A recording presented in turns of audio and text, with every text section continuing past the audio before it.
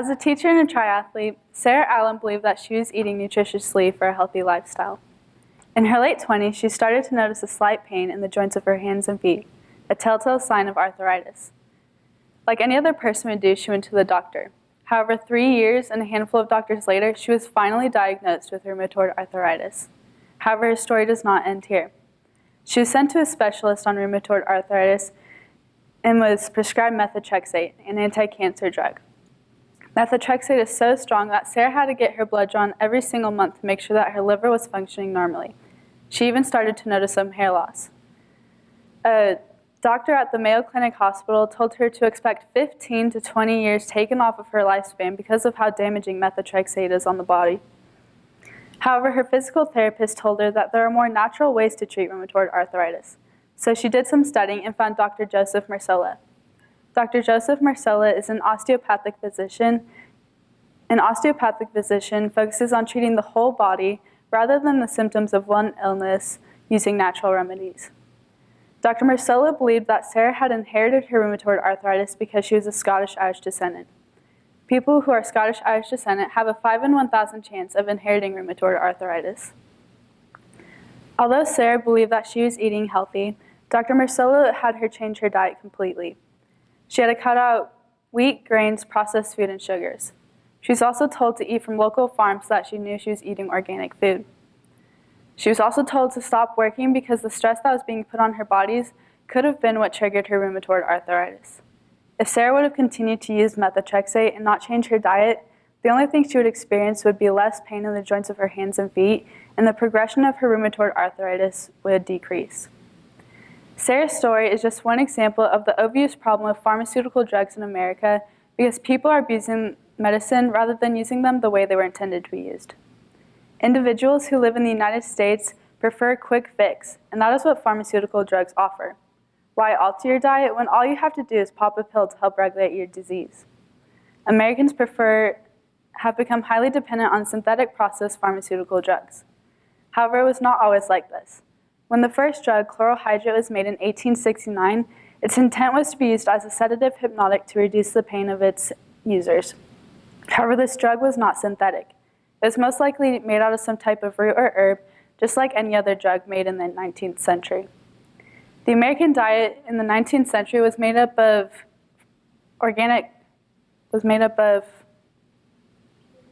pure meat, fruits, and vegetables. These people did not have to worry about the nutritional value of their food because their food was not processed, and if their food was preserved, it was either pickled or salted. Thus, the nutritional value did not decrease. The medicines that were being prescribed by physicians during this time were not necessary for ailments such as high cholesterol because the American diet prior to the 19th century was consistently organic and healthy, and these people burned more calories from working outside all day, every day.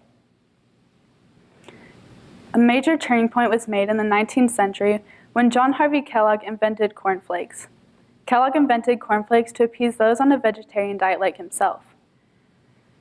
Processed foods allowed for less time spent in the kitchen, prepping meals, canning fruits and vegetables, and other labor-intensive practices with food. Although processed foods allowed less time spent in the kitchen, it all came with a cost. The currency of this expense was paid in reducing America's diet, or health. Processed foods include MSG, Spam, corn syrup, and so on. The difference between organic food and processed food is that organic food is high in fiber, vitamins, and minerals, and low in added sugar and fats, while processed food is high in calories and give very little nutritional value to the body.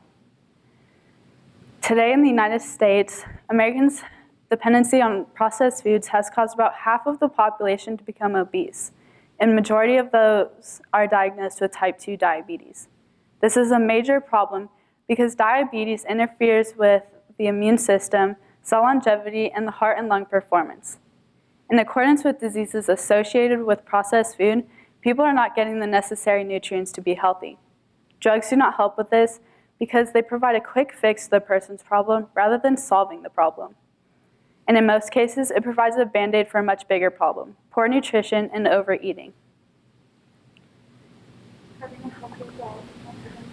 Having a healthy diet can help prevent diseases such as type 2 diabetes, and in most cases reverse the effects without the use of pharmaceutical drugs.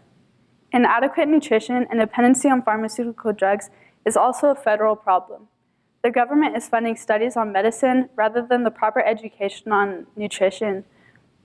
Since pharmaceutical companies compete to make the best drug, there could be 3 or more types of medicine for the same disease. This causes an overabundance of medicines that are being prescribed to a large number of patients, and these people are not changing their diets to become healthy. Americans should refrain from the use of pharmaceutical drugs and replace it with nutrition because nutrition helps cure and prevent diseases, it's not a quick fix, and there are not multiple negative side effects. First, Americans should refrain from the use of pharmaceutical drugs and replace it with nutrition because nutrition helps cure and prevent diseases. Nutrition has been proven to improve the immune system, which will help anyone to avoid the use of pharmaceutical drugs. Tracy Roisman, a chiropractor and nutritional biochemist, says, quote, "Improving individual cell function as well as interaction between cells, adequate nutrition makes the body more resilient to infection." A study that was done on a group of female soccer players showed that those who had a healthy diet experienced less oxidative stress, lower levels of inflammation, and better immune status after the stress of a soccer match when compared to a group with lower nutritional status, end quote. Elise Cunningham, a registered dietitian nutritionist, says that protein is a very important part for the body's defense mechanism, the immune system. There are many vitamins and minerals that are necessary for the body to have. These vitamins include vitamin A, which keeps the skin and tissues of the mouth, stomach, intestines, and respiratory system healthy and helps boost the immune system. Vitamin C, which protects the body from infection by, quote, "stimulating the formation of antibodies," end quote, and by reducing your risk of infection.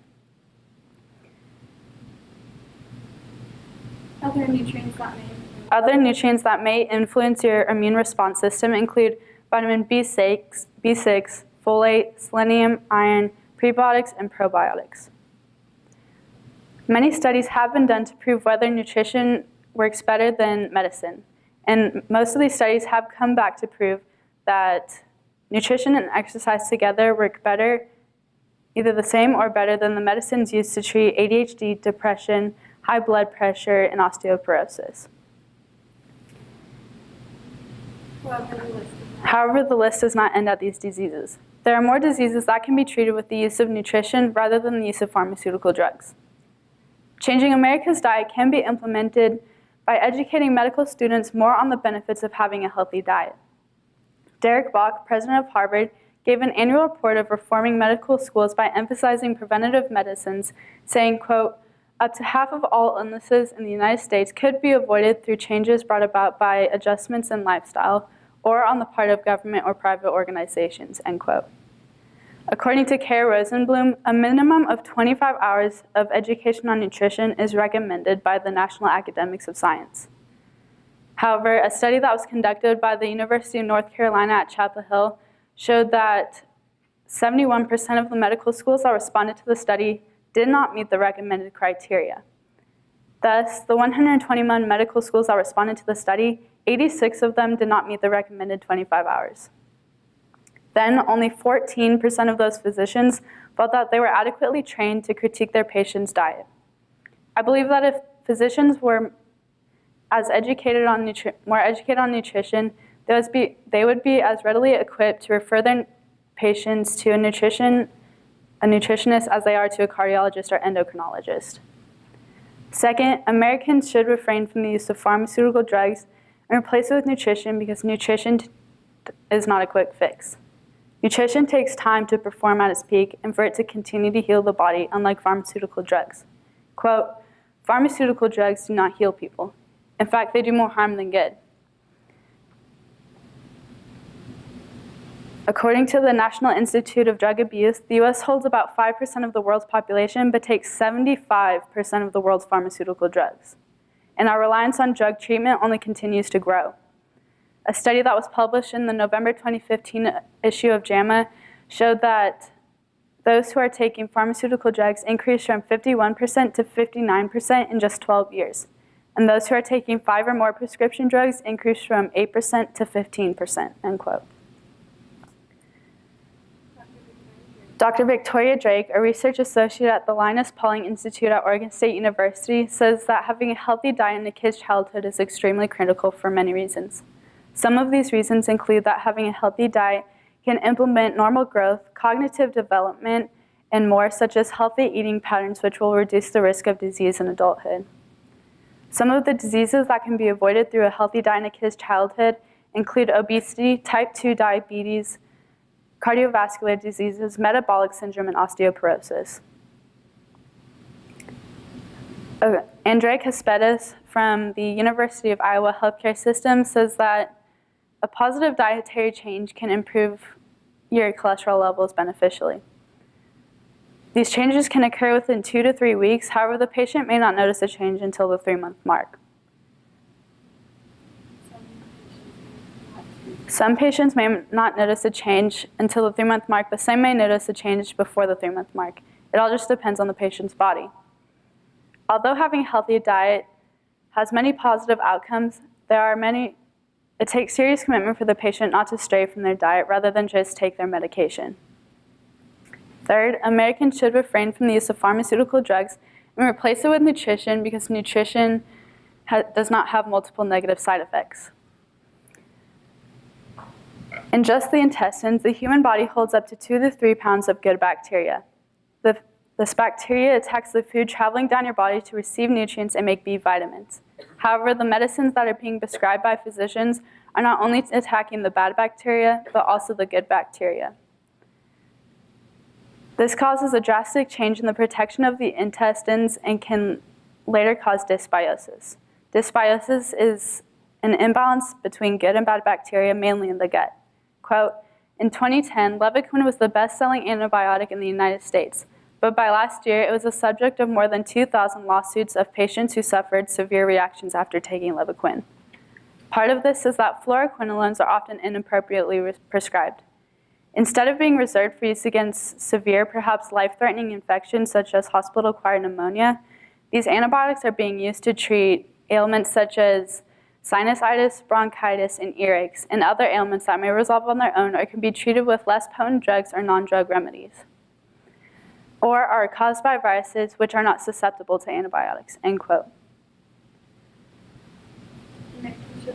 Americans should also refrain from these supplements because they can also be harmful. The American Cancer Society says, quote, like drugs, dietary supplements have risks and side effects, but sellers are not required to do research on patients to prove if the supplement is safe. And unlike drugs, supplements are mostly self-prescribed without any input from informed medical sources such as doctors, nurses, or pharmacists, end quote. Karlie, a professional writer and editor, has done many years of in-depth research on nutrition and food. In an article she wrote, she talks about the negative side effects that protein supplements can have on the body. Quote, if protein supplements are consistently putting you past your recommended daily requirements, you may be subject to developing kidney disease because the kidneys are involved in breaking down protein. If you already have kidney disease, the Center for Disease Control and Prevention says that supplements can further impair the organs, essentially throwing them into overdrive by forcing them to work harder to expel excess waste byproducts, end quote. Because supplements are not closely examined or administered, many health incidents have occurred because of the leniency of rules set upon these companies. Quote, exposure to supplements such as vitamins, herbs, protein powders, and botanicals accounted for more than 100,000 calls to U.S. poison control centers in 2013. Out of those calls, more than 8,000 people were treated in healthcare facilities. More than 1,000 people were reported of having moderate to severe reactions. However, this does not include electrolyte and mineral supplements, which accounted for more than 2,500 people treated in healthcare facilities, 350 people having moderate to severe reactions, and 2 deaths reported to U.S. poison control centers, end quote. Although Americans should refrain from the use of pharmaceutical drugs and replace it with nutrition, nutrition might not always help. The average American diet has very little nutritional value to the body. Quote, what's wrong with school lunches is what's wrong with all the food we're eating, not just the lunches. The major deficit is the lack of whole grains, fruits, and vegetables, end quote. Schools play a major role in a student's unhealthy diet and decisions. Quote, a study that was done in 2008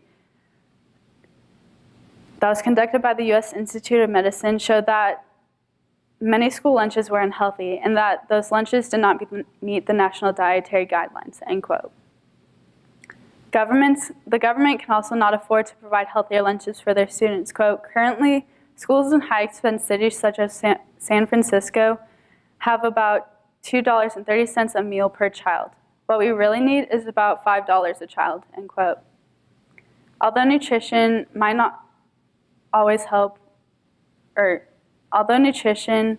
school lunches and nutrition cannot be provided with healthier lunches, nutrition might not always help with certain diseases. Type 1 diabetes is a disease that cannot always be relied on just nutrition, but also with the use of pharmaceutical drugs, because type 1 diabetes is most commonly caused by an anatomical deformity in the pancreas or damage.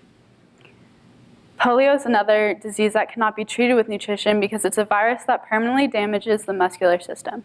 HIV is a similar disease that cannot be treated with nutrition because it's a virus that it permanently damages the immune system. Sarah went back to the doctor's office 3 months later to find that she had lost 10 pounds and that her red blood cells were perfectly round, strong, and healthy. Quote, once that I saw my blood had completely changed, that's when I believed food was medicine, end quote. She went back to her regular activities, and after just a year, she won a triathlon. After 2 years, her symptoms of rheumatoid arthritis went into complete remission.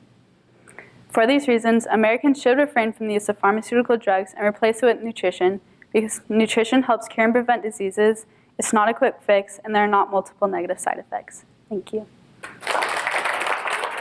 That was so short.